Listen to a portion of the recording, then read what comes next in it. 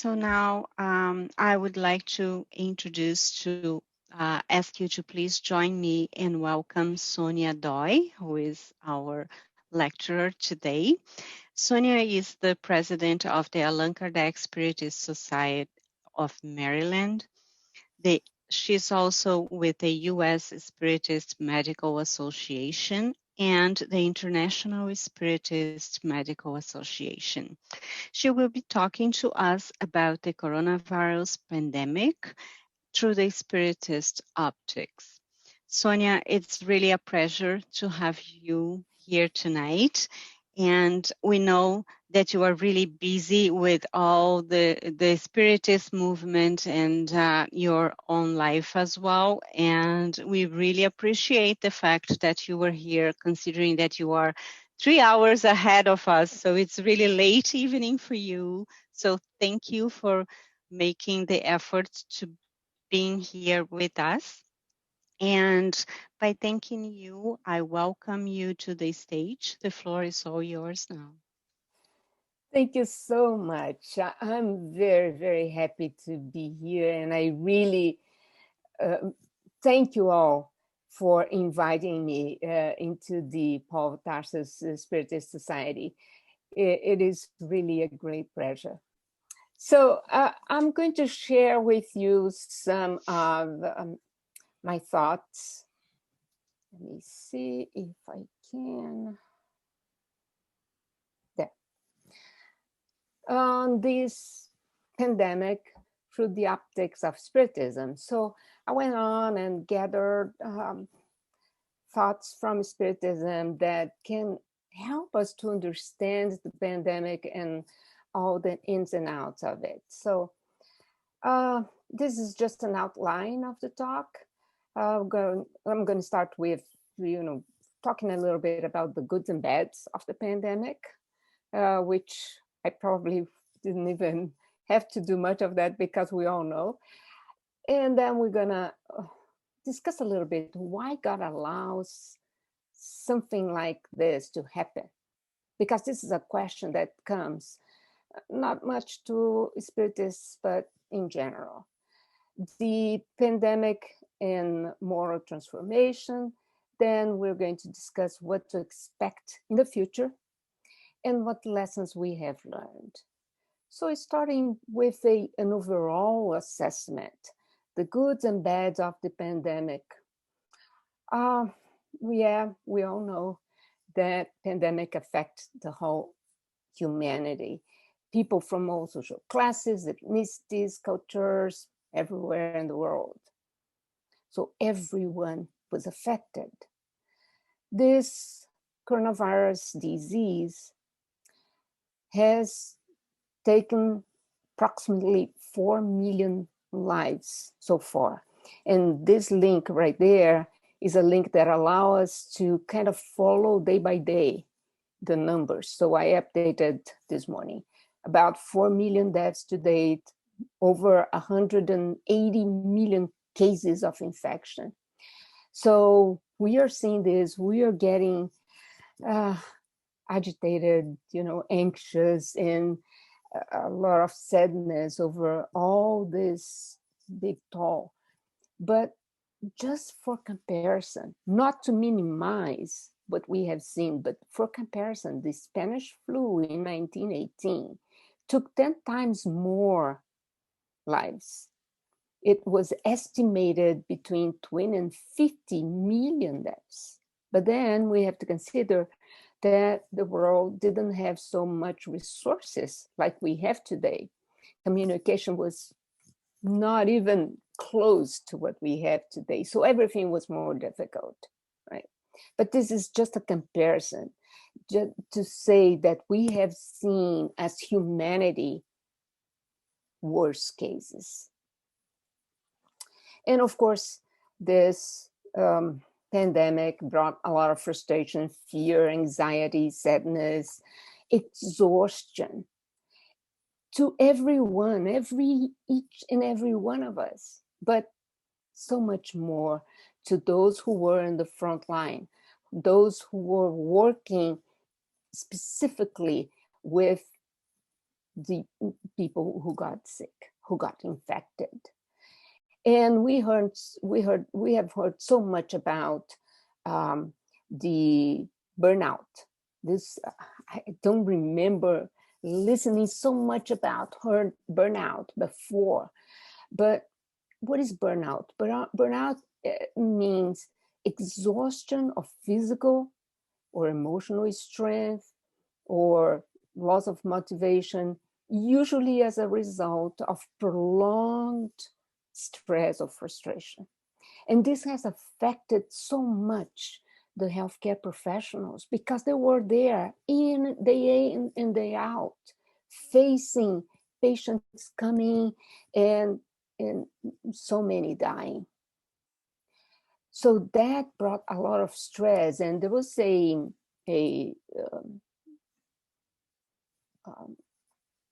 research that was done and published in March of last year with the healthcare providers in China, and showed that 71%, almost 72% of these professionals have shown signs of distress, and about 50% of them were shown signs of depression. So imagine, on top of physical exhaustion, all this emotional stress. Let me see why I'm okay. So this is actually one of the reasons is that clinicians spend their career on this tenuous line threshold between life and death, but also they are trained to save lives more than facing death, and they feel powerless because there's nothing they could do. So, again, it was devastating to all healthcare professionals. We really have to appreciate the intense work that they have done in these circumstances.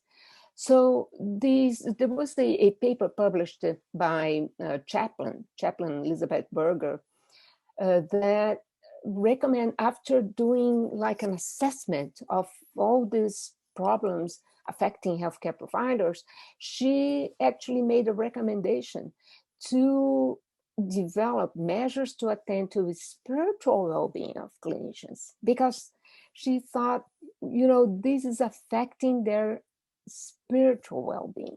And this is interesting because people sometimes in cases like this don't know what to do.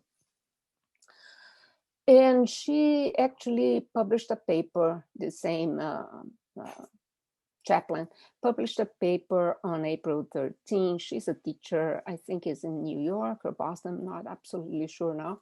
But she wrote a paper and said, more than merely a health crisis, the pandemic is also a global spiritual event. Why did she say this is a spiritual event? Because spirituality is actually, for many people, it's hard to differentiate spirituality from religiosity. But spirituality is quite different from religiosity. It is the aspect of humanity that refers to the way individuals seek and express meaning and purpose for life, and the way they experience their connectedness to the moment, to self, to others, to nature, connecting, and to significant or sacred.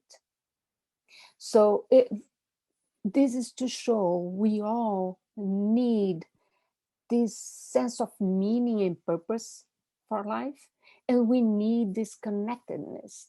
This is in the realm of spiritual. So that's why she said we have to attend to the spiritual needs of these healthcare providers. So, as I said, connectedness, meaning, and purpose are essential human needs.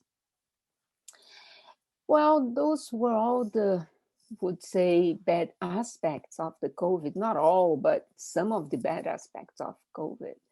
But we have seen also an immense amount of philanthropy, kindness, and solidarity being developed all over. So people kind of went out of their ordinary things, went out of their comfort zone to go out and stand a hand and help the neighbor, help somebody, help to distribute food, make masks, whatever. So there was an immense stimulus, an immense inspiration for people to stand to bring help to others. We also have seen, this is very interesting because at that time, like a year ago or so, I was doing some research and I saw all these pictures of animals just walking in streets in the middle of the city. And why did this happen? Because most of the cities were in a lockout. And during lockout, nobody is in the streets, there are no cars. So the animals were claiming their space, which we took away from them. So we see in Israel, in Ireland, South Africa, India, several places, we have seen animals just walking on the streets. And this was something like nature is at peace. It was just a beautiful event. And here is something else that I found, and I found interesting. The British Geological Survey Seismology team records a pattern of seismic noise, and near the what I don't know this airport, but it's Gatwick Airport. And they have in the top portion of this picture, you see the pattern of noise on February 24, and the pattern of noise in the bottom part on March 30th after the lockdown measures. So here you see an evidence of how much noise we make, how much less noise the planet was enjoying. So it was good. This lockdown at a certain point gave the planet a moment of peace.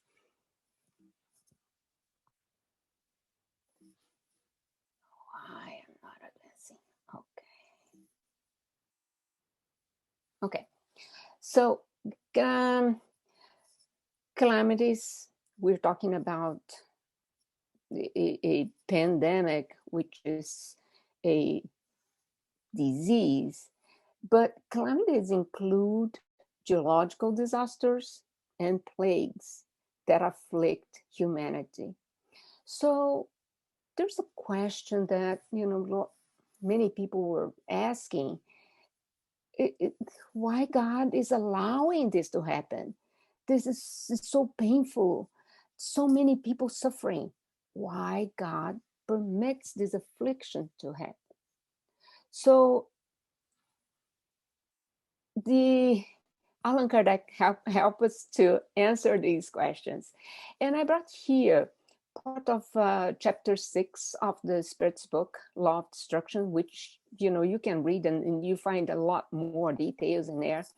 But I just kind of focus in some of the questions. One of the questions is exactly this: for what purpose does God inflict humankind with destructive calamities?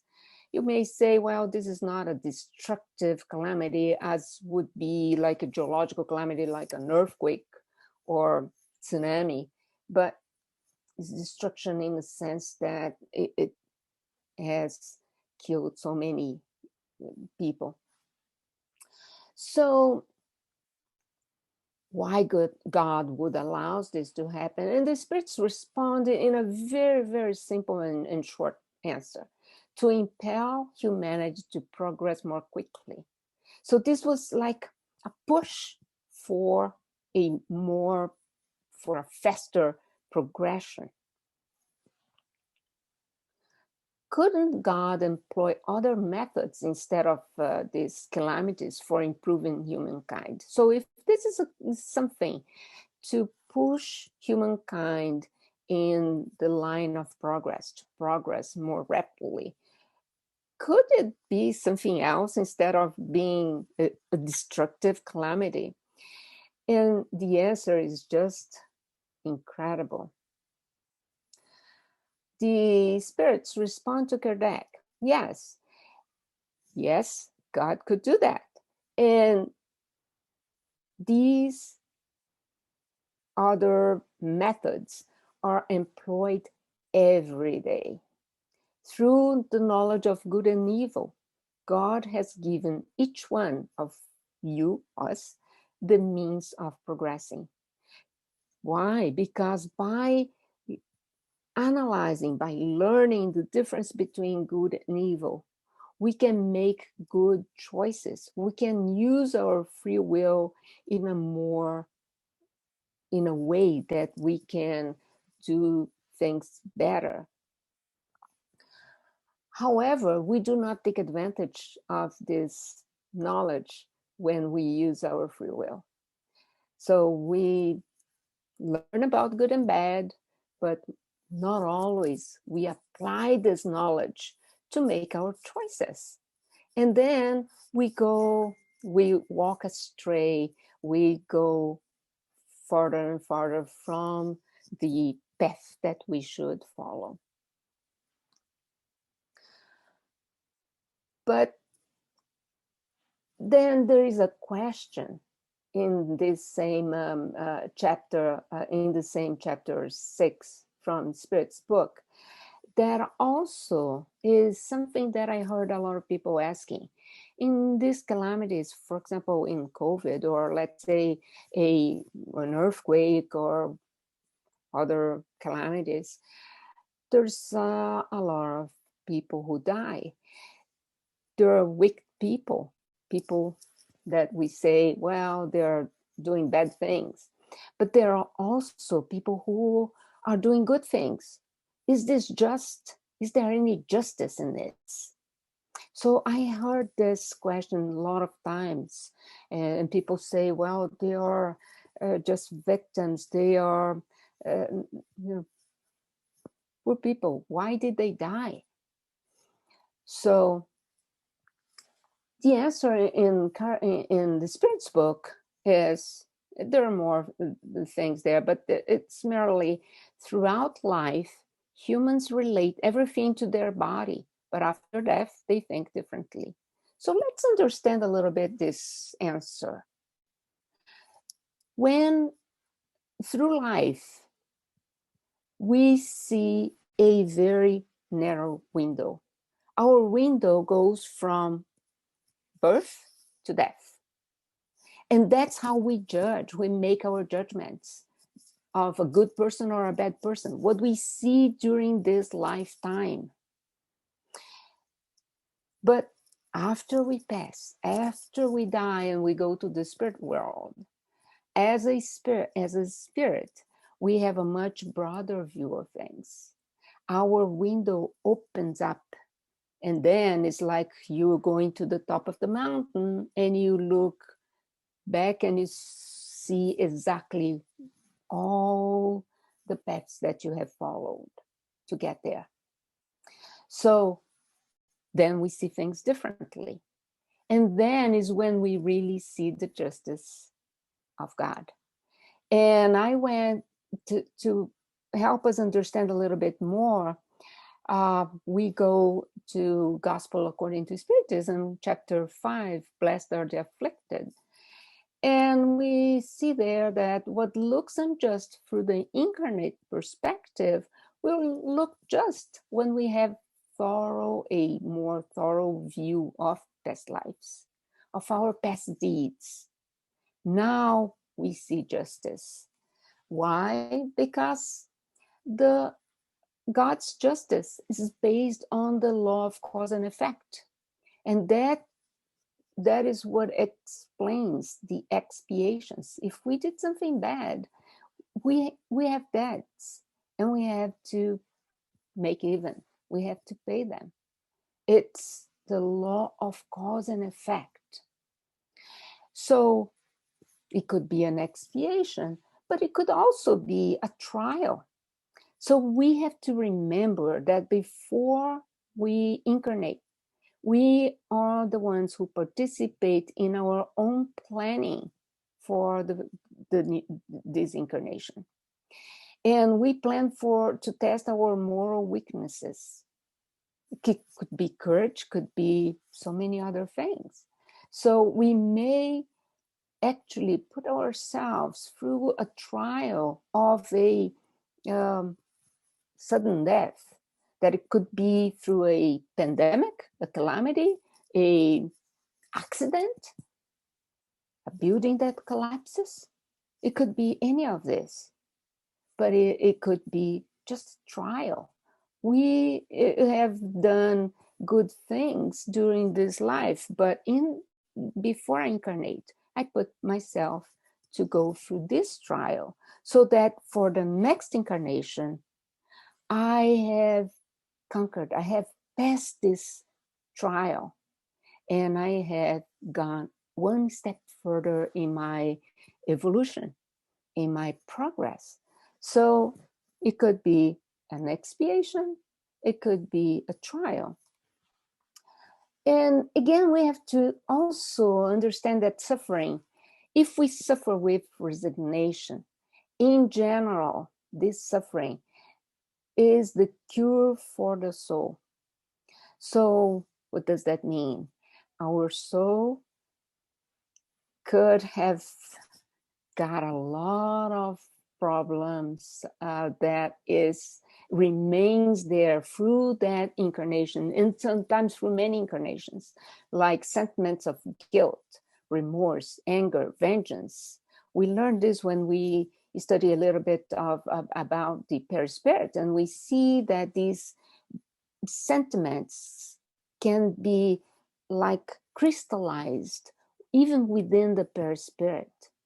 And when we put ourselves through some trials or sometimes through expiations, we give a way to get rid of these sentiments, these bad sentiments, if we accepted suffering with resignation, with a good will, with acceptance. So that's what get our soul, our spirit, rid of this bad sentiments. So God may that's another very important thing to remember. God may withdraw someone from this valley of misery. That's how it's written in the gospel. It would be selfish to wish the person to remain suffering. So it may be that some of these people who have done such a good thing during this incarnation have actually passed through different trials and tribulations in a very good way, so that they deserve to be free. Because death is actually freedom from our physical body. And for the soul, the physical body is like a prison. We don't have so much freedom as when we are in the spirit world. So for many people, getting out of the physical body is a blessing. For many spirits who have gone through, and if you read this chapter 5 in the Gospel according to Spiritism, we're going to see so many other examples that could help us to reflect. So, but still, do we call these people who have perished in a pandemic, in a calamity, actual victims? Are they victims? And the spirits tell us those victims will find ample compensation for their sufferings in another life if they endure them with resignation. So, victims from our perspective here while we are incarnated. But as we have seen previously, if we endure these sufferings with resignation, that is going to allow us a much better future. So we'll find compensation in the future life. The difference between dying in a pandemic, in a calamity, and dying from an ordinary cause is just that it's a greater number of people who perish altogether in the same event.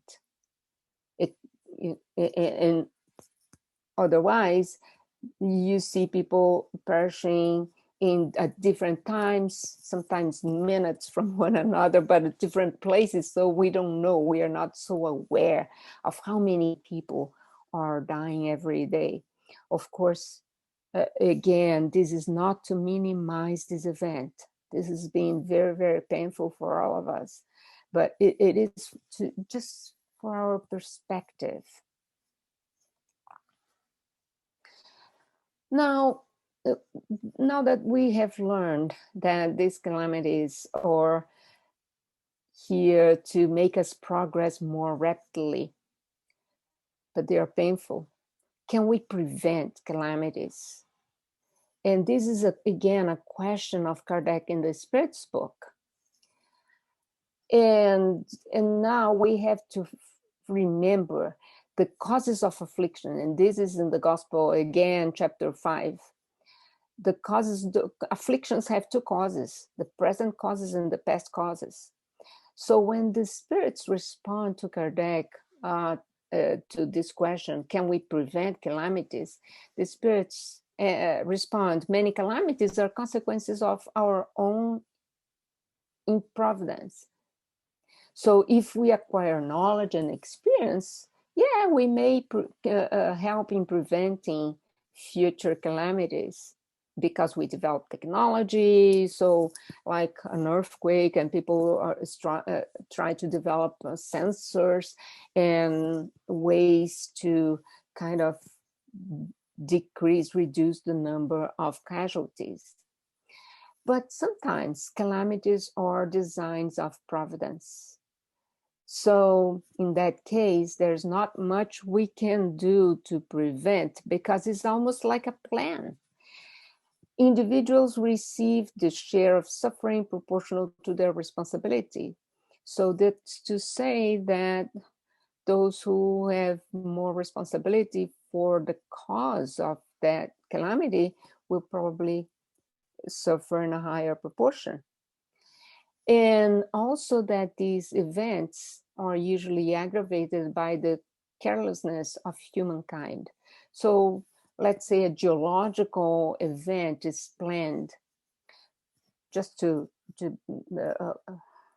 remind you that geological events like earthquake and others are actually in the plan to improve or transform or change the structure of the planet. So that those are almost like inevitable.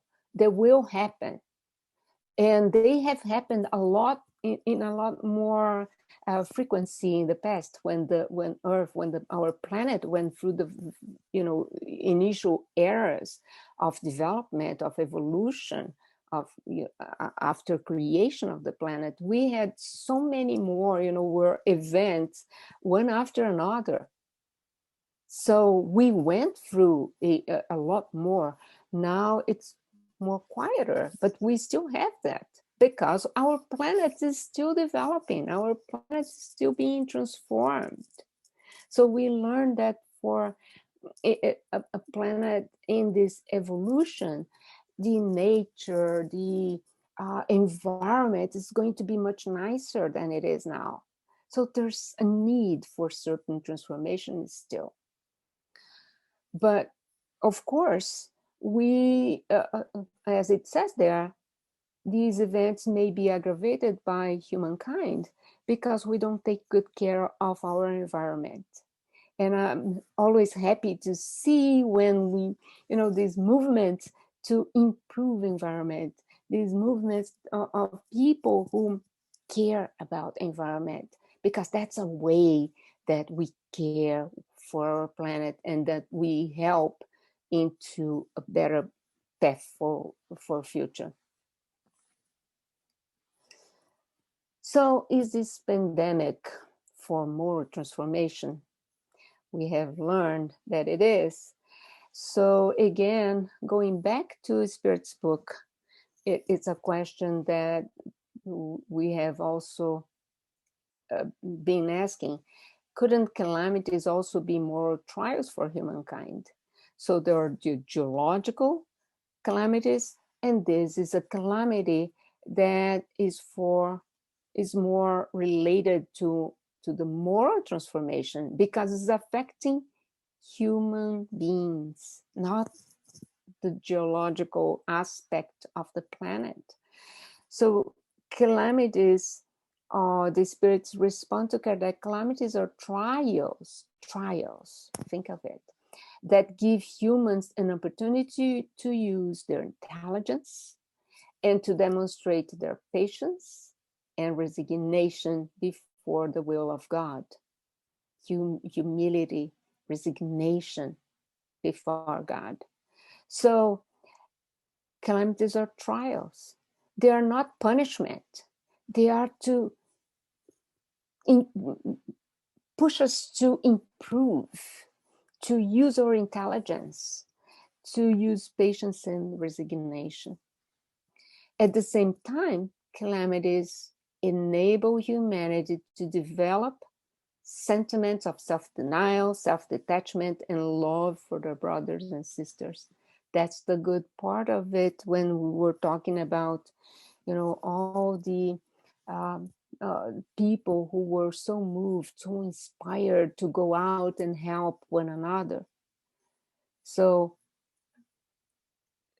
it is a trial that with a purpose for improvement, with a purpose to help us develop better virtues, sentiments of self-denial, self-detachment, and love for one another.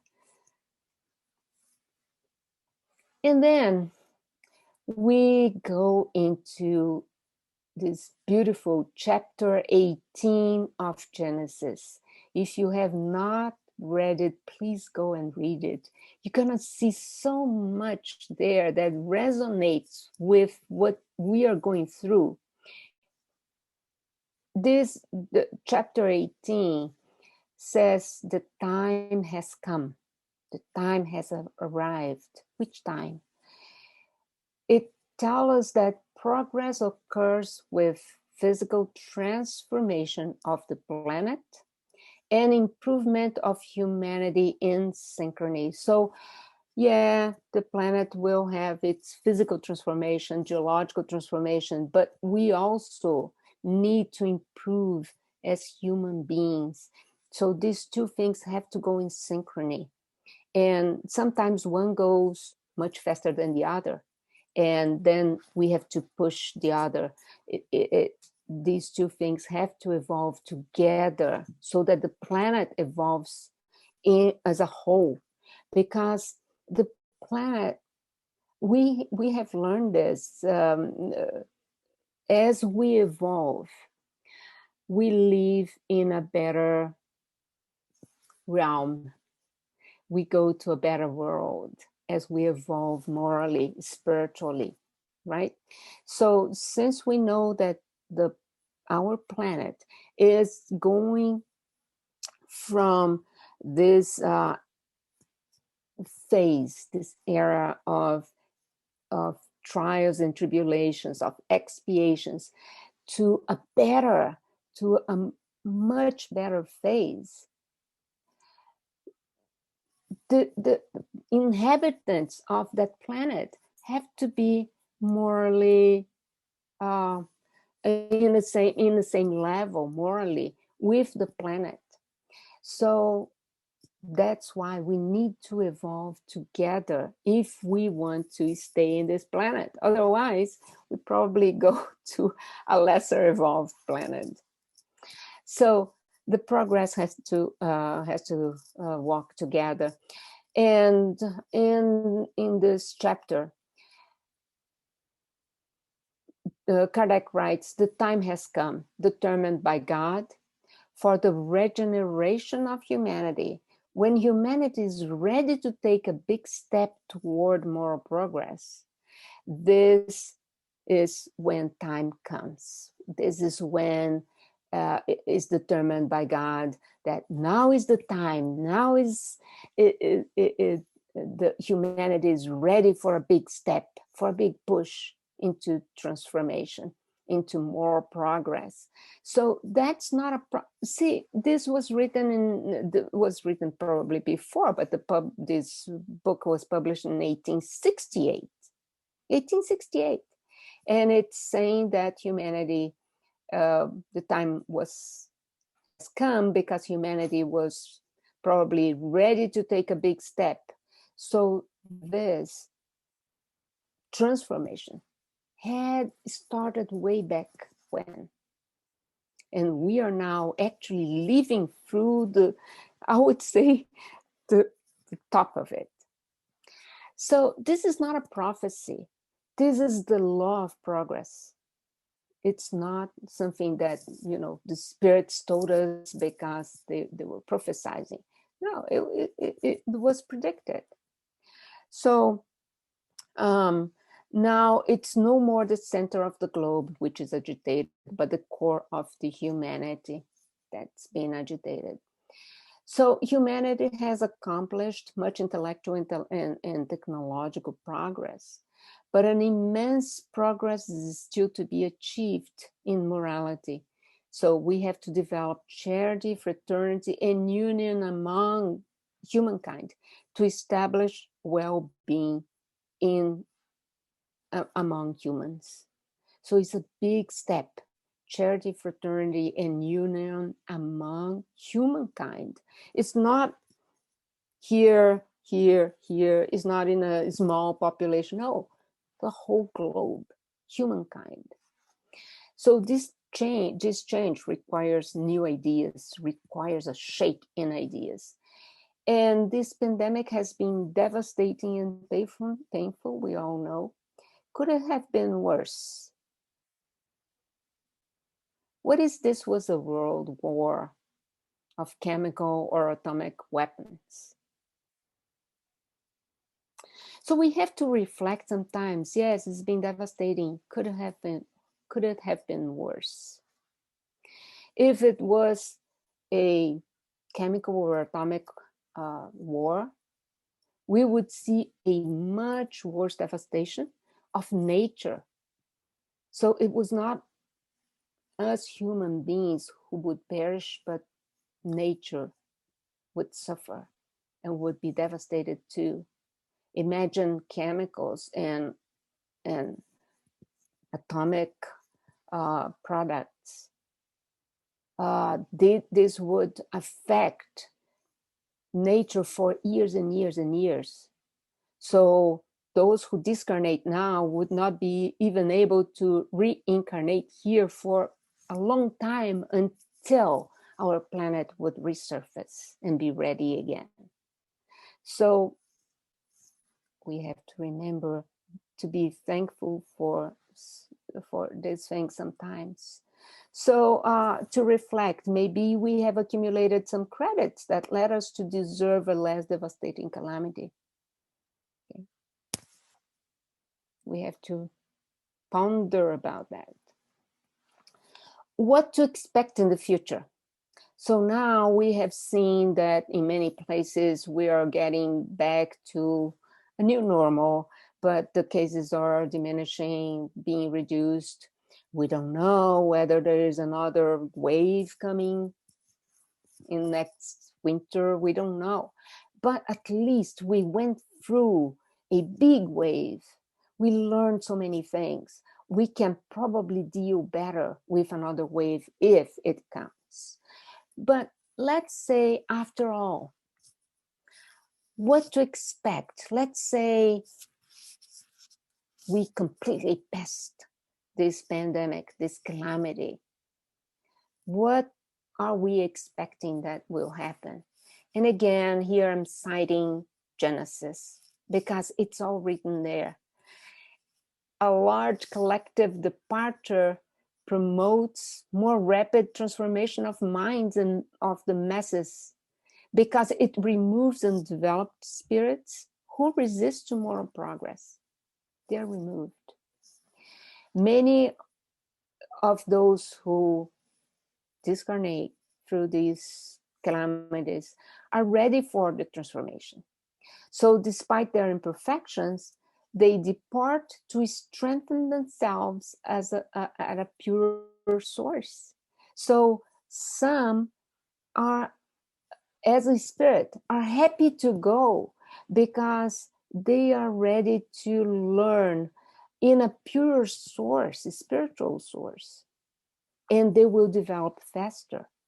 So, there are the two sides of these events. So, and it's not necessary a complete renovation of spirits. We don't have to completely move all the spirits, but enough to allow new ideas to flourish. So these underdeveloped spirits who may be disseminating bad ideas, stagnating the progress, not allowing humanity to progress, they must be removed. They were given time after time after time to renovate, to be transformed, to transform themselves. And now is the last opportunity. And if they still resist moral progress, they must be removed so that they can allow humanity as a whole to progress. The present generation of spirits will gradually then be replaced by a new one formed of pure spirits.